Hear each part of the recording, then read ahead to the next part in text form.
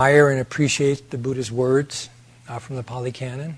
And, over the years, I've read them a bit, and then I kind of go to being concerned about that I can do a justifiable job with them, a decent job of giving the talks. Well, fortunately, the things that I'm going to talk about, the suttas, so I'm going to use the Pali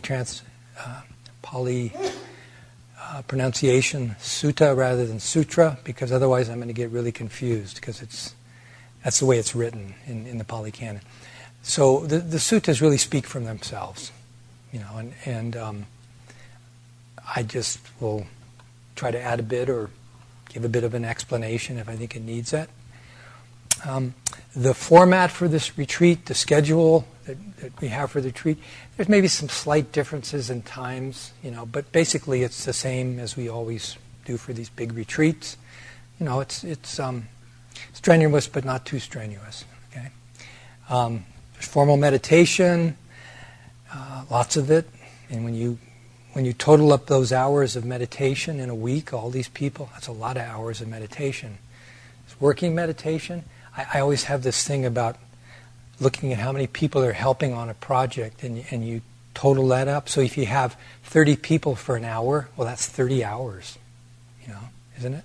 Yeah, that's a lot, And there's not, it's not like there isn't 30 of us here most of the time, or 55 of us here. Working meditation will be going on during the retreat. There's meals. We eat well. Discussions, and there'll be opportunities to talk to the senior monks, and obviously there's rest and that type of thing. But it's, I think what we have here is a really precious opportunity to train with each other for a week. Over the years, you sometimes recall the retreats that you went to and all the different people that you met. Maybe you don't see that person again. That combination doesn't happen, but it's always this really precious opportunity that we have when we can come together, and I'm meaning by this the lay sangha and the monks. We all come together and train for a week. And personally, I always feel it's a real shot in the arm when a lot of people come here for a retreat. It's just a big help to our monastic community, and the fact that people are interested, that's nice. Okay? So I think that we should really take full advantage of the opportunity that we have in front of us. So I can think of a few little things that we might put into practice during this retreat that might help us all. Okay? So as you know, we keep the spirit of silence in the monastery. It's not you can hear a pin drop silence. I mean, quite frankly, we talk a lot, but that's okay. There's nothing wrong with talk. The Buddha, he had been at one place where the monks didn't talk at all during a retreat, and then he went to another place where monks had been on retreat, and he asked them, "Did you talk?" And they said, "Yes, we talked. We helped each other." Well, I think they did it in small ways. I'm not talking about long Dharma chats or anything like that, but they talked a bit. And he said, "Good, that's what you should do." So I can only take from that it's okay to talk a little bit, but it's when we, kind of go over the line, which I think in our heart of hearts we know. And what we're trying to do here in our day is meditate and apply a meditation to our everyday life, and do that quietly. Okay, with retreats we try to be even a little more quiet. Okay? We Buddhists, we like people. I think it's a wonderful quality about us. We realize that we're not separate, or that we're not all that different than other people. We support and care about each other. So it's fine to say good morning, exchange a few nice words. Talk when you're doing working meditation. If you need to communicate with somebody, ask a question. I mean, just be reasonable. But just if we watch all ourselves, if we kind of go beyond the line, okay. There's going to be 3 discussions during the week. Okay, please talk during discussions. Otherwise, I won't have much to say. It's kind of silly. You just sit there. But if you have both questions and you have some input, because a number of you, I look around here, have been training for a long time, practicing for a long time, and you've got a lot of experience and wisdom. And if you're newer, sometimes as we go on more and more, we get a little bit tunnel vision, and so someone who's newer to the practice can bring an aspect out in the discussions that the rest of us may never have thought of. Okay.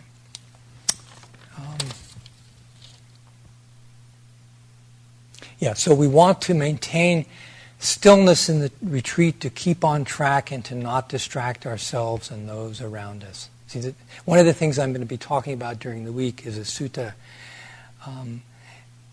that talks about, we'd like people to treat us like how does it go? We'd like people to treat us how we'd like to treat them. You know what I mean. In other words, we'd like to be treated nicely and wisely and compassionately, and if we can benefit each other by not distracting each other. So the other helpful thing you can watch during the week is how much you use your cell phones, iPhones, smartphones, e-phones, F-phones, whatever kind of phones we got nowadays. Okay, coming to the Abbey is an opportunity to put technology down for a short while. It's just a week. Okay. One of the monks was at a retreat once, doing a retreat once, and in the middle of the lecture, somebody answered their telephone, and they were really kind of, what's this? And the person said, well, it's my son. It's a mother-son thing. Well, okay, so I realized that people use phones as clocks and alarm clocks, and all kinds of stuff now. And, practical things, that's fine. But we may need a call to check up on the home front or work, the occasional one. Hopefully there's no disasters or, things. I don't wish that for anybody. But we don't need to check up on the weather. It's useless here anyway in Mount Shasta to check up on the weather, okay? Or the news, or professional sports. If you didn't know, the Golden State Warriors won the NBA championship. That's all you need to know. Sports. So it's nice to take a break from our cell phones and the internet now and then. And here's the perfect opportunity. Okay? So restrain yourselves. We understand the fact of aging and illness. Our community has that going on, like all of you. So if you have difficulties during the week, please talk to someone, because we're very willing to make allowances or change things for someone or get someone extra rest. Okay? And obviously, when we retreat, we push ourselves a little bit. But the push should be gentle. Okay. So I brought some statues that I got in the Far East up here, this Buddha here. They're probably both Thai statues. But what I wanted to do is have statues on the altar during this retreat of the Buddha in the 4 postures. So sitting, standing, walking, lying down. And the big Buddha, our big Buddha, is actually Vairocana Buddha. So we've got an extra Buddha sitting with us.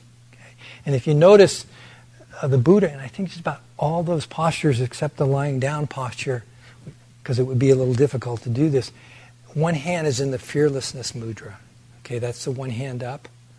That one hand, you can see that on all the statues if my eyes are correct.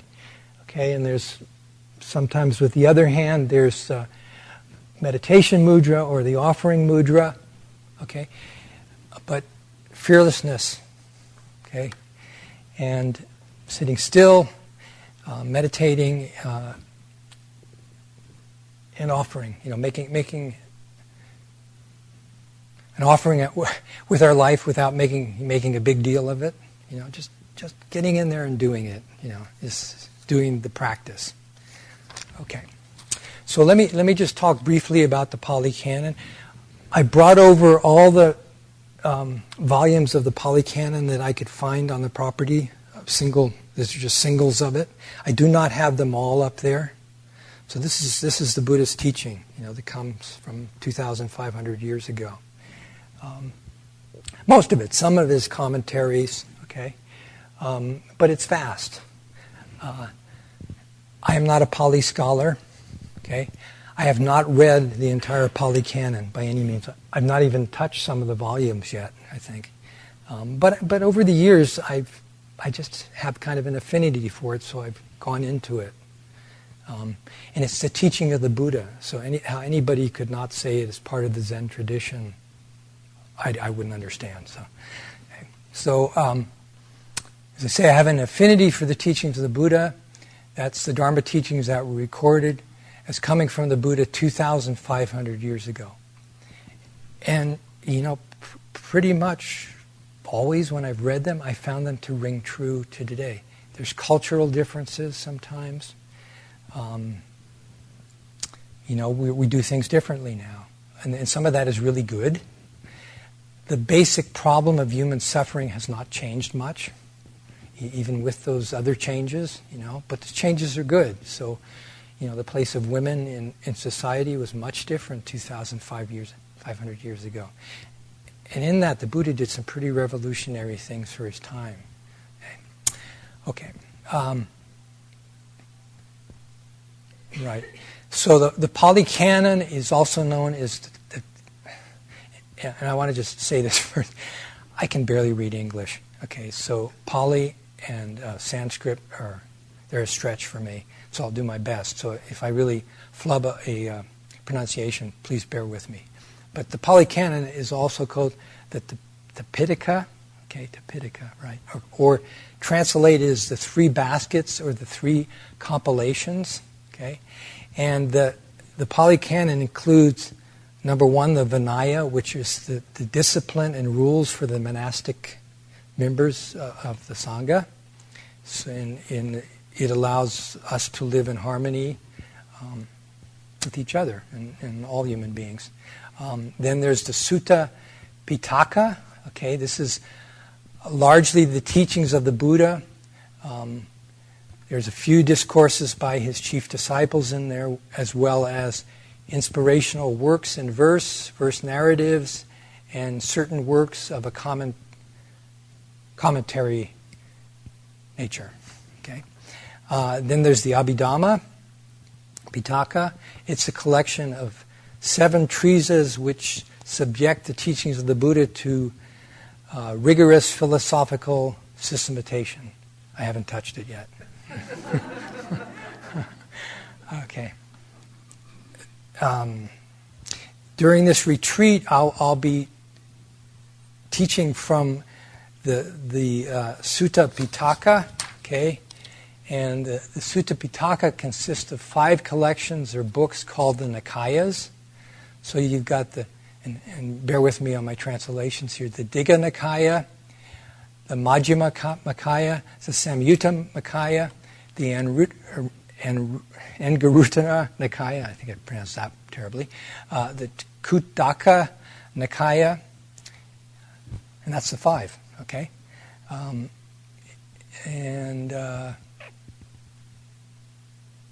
It's interesting, the Khuddaka Nikaya, so that was to be the minor collections, but in the end it became the largest of the Nikayas because they just kept adding to it. And the Dhammapada is part of that, the Therigatha, the Udana, the Sutta Nipata, the Iddhivadaka.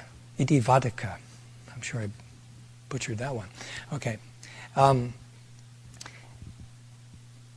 Most of these manuscripts were transmitted orally, okay, and it wasn't till the 1st century BCE that they were written down. So that's 400 years after the Buddha died, And we were fortunate to have people like Ananda and some of the other monks who could memorize the teachings of the Buddha. How they did all this, I do not know. But some people say, first off, that people can do it, and also, and to this day, they memorize large volumes of this, and that also oral transmission of the suttas, the teachings of the Buddha, that it's actually more accurate than written. So over that 400-year period, it may have been kept pretty close because you have to put a lot of effort into the oral memorization of something. Okay. And part of the reason when you read the suttas, and I know this gets up some people's nose, there's a lot of repetition. Well, that was so they could memorize them. So I can't believe that the Buddha necessarily gave the talk with all the repetition. But they did it in that way so they could memorize it. So fair enough. When I was young, what I learned to memorize was songs. All the rock songs on, and of course, talk about repetition and things that get stuck in your brain. But it's amazing what the brain can do. Okay? So the Pali Canon up here, it contains, I think, thousands of suttas. Sometimes they're duplicated in books, but there's a lot of them. And I can only touch upon this. I've only got 6 talks, okay? Which in preparation is enough, but, I'm just going to be doing a really small part of it. And really my intention in doing this retreat is to introduce you to the wonders of the Pali Canon, because I think it's a really incredible piece of literature. Okay? And with the hope that in the future you yourself might want to give it a try and study it. And, for all I know, some of you have read far more of the Pali Canon than I have, so I wouldn't be surprised. Okay.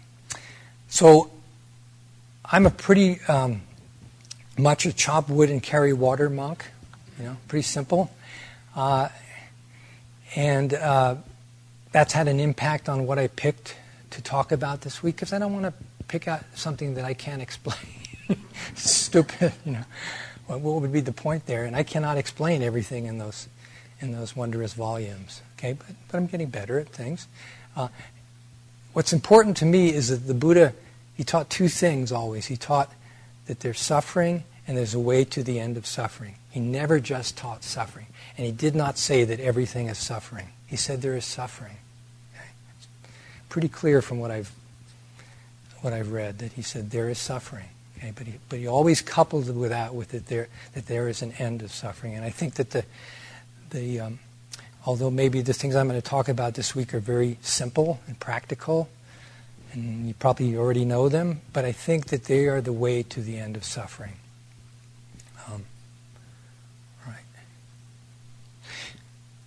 Fortunately for us, there are many excellent translations of the Pali Canon today, because when I started in Buddhism, there were not those volumes. It's amazing what's being translated there. And there's some really good translators. You can purchase the Pali Canon. I think you can get some of them in our bookshop. You can get them from Amazon. You can get them from Wisdom Publications. The big editions are expensive. Okay. On the internet, and of course you're not going to go there this week, there are 2 very good Theravadan websites. Okay. One is called Access to Insight. So Access to Insight all run together. And you don't have to buy the books. You can read them there. And sometimes you have 2 translations of the same sutta, and that can be really interesting. Okay. And so there's Access to Insight, and Tani Saru Bhikkhu, who's an American translator, monk. I think this is a fairly new website called dhammatalks.org, so that's DAMMA. And I highly recommend, if you haven't had a chance to read it, In the Words of the Buddha. Okay, this is by Bhikkhu Bodhi, and it's an anthology of the discourses of the Pali Canon. So it just picks things from here and there, but it's excellent. It gives you a good introduction and much, much more.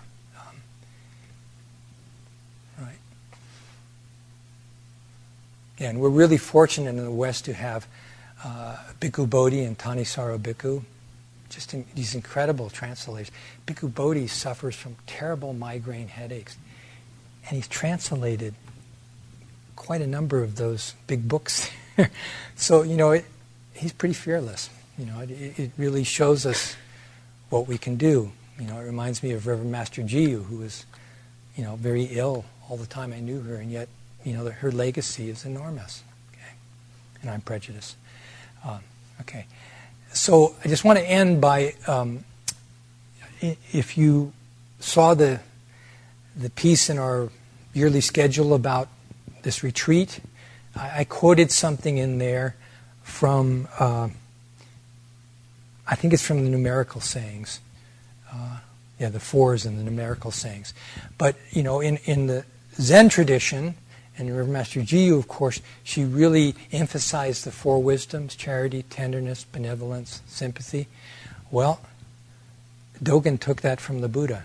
Many things that are in the Shobogenzo, many of those teachings, he read the Agamas, the Chinese version of the Pali Canon, and he would have read all these things, and so that was the source of his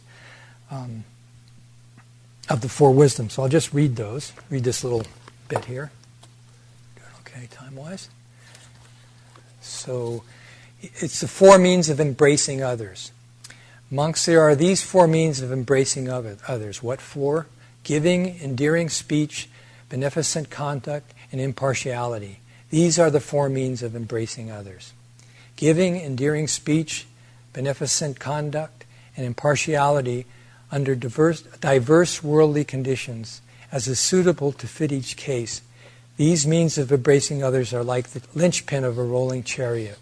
If there were no such means of embracing others, neither mother nor father would be able to obtain esteem and veneration from their son. But these means of embracing exist, and therefore the wise respect them. Thus they attain to greatness and are highly praised. So the only difference there in those four is, in this translation, the fourth one's impartiality. I looked at that up in the dictionary. Not partial or biased. And sympathy is what Master Jiyu used. The capacity for sharing or understanding the feelings of another person. Okay, so they're pretty similar, really. Just different words. You may have already seen this in the guest house. There's a big pile of books on the table as you go into the guest house there. So those are for you who've come to the retreat to read. I opted to collect as many books as I can where I can, as opposed to making paper copies of them, just so we have less paper copies running around out there. Personally, I think there's something about picking up the book. Although what you may read in it is very short, you realize, oh, there's a lot here. There's just something, I think, still about picking up a book. Okay, so those are there for you for the retreat to read. We don't have a copy for everybody of everything. I think I am going to have to do some copying when it comes to some of the suttas, because we only have one book of them or something, and that'll be fine. We'll work that out. And what I'll try to do at the guest house, as I did today with the help of Reverend Enya and Reverend Ona, I got all those books up. We got all the books up there, and I put a little note saying what I'm going to be lecturing on that day, where you can find it. And it happens that the Kalama Sutra, for instance, is in 3 different places. So we gave you 3 different books up there. And that's the way it'll go for some of it, but some of it doesn't. The suttas themselves are generally very short. So please read and return the books to the table in the guest house in the front room after you've read them. I'm terrible with books. People give them to me, and then I can't remember a year later who gave it to me. And I didn't read it yet. But sometimes I get a lot of books. Put them back when you're done. They're kindly lent by the community, so I know you all will take care with them. And so for the monks, what I did is I posted on the bulletin board outside the kitchen something for the Dharma talk tomorrow and the Dharma talk on Tuesday. which gives you where you can find them. Of course, we took all the books away, but you know where to find them. I don't have to tell you. That's the place those coming from the retreat can't go to, but you can go to that place. Okay. So today was one of those days here weather-wise. It's said in Mount Shasta, if you don't like the weather, just wait 10 minutes. And really, that's about happened. Every 10 minutes it was changing. It's supposed to warm up during the week. We have air conditioning up there if we need it. That may be good, that may be not so good for you. I don't know. But people like all kinds of things. But spring and early summer here go up and down, and of course we have no control over it. And this is a wonderful thing, to be doing a retreat and have some kind of conditions that you have no control over. Because we don't have a lot of control over it. We have control of us. And our actions is what we have control of. Okay. And I just want to wish you that you all have a good retreat. And whatever help the monks can be to you, please don't hesitate to ask. And it's just wonderful to have you all here. So thank you.